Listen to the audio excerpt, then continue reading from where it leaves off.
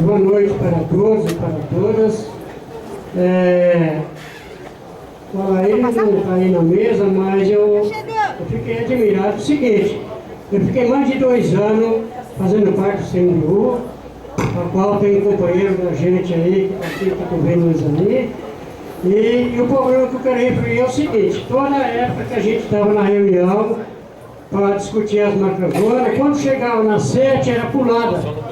E por que hoje está aqui para chamar a atenção da macrozona 7, que eu acho que não tinha mais nada a ver, desde que o Lula assinou o decreto de não haver mais a desapropriação.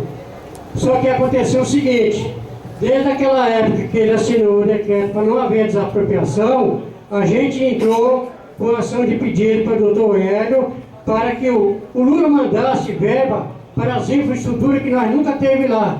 A gente vai fazer 16 anos que está naquela ocupação.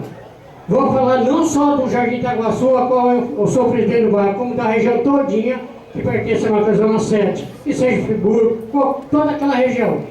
Acontece o seguinte, vou deixar bem claro: o Lula mandou a verba para fazer todas as infraestruturas, escola, creche, esgoto, luz, água, só que a metade foi feita e o resto ninguém sabe para onde foi o dinheiro. Agora vem com essa desculpa de querer entrar de novo na área. Se for possível, nós vamos para Brasília, nós vamos fazer um movimento com o povo todinho aqui, nós vamos para Brasília.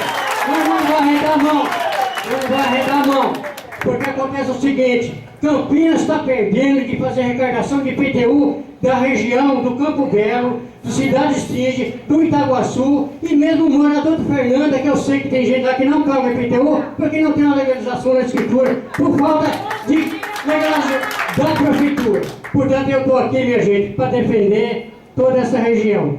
Eu fiz uma proposta de largar de mão, mas eu pensei que o negócio estava certo, Será que a palavra do Lula não está valendo? O negócio é o seguinte: tudo bem, eu não vou chorar pelo dinheiro que já foi embora, mas vamos procurar outro de novo. O que eu quero fazer é o seguinte: vamos legalizar o povo para pagar o IPTU. E o negócio é o seguinte: eu acredito que todo mundo está de acordo, não sair de lá. Deixa que o Lula falou que pode fazer o aeroporto redondo, então vamos fazer ele redondo. Mas vamos deixar o povo em paz. Paulo Fernandes.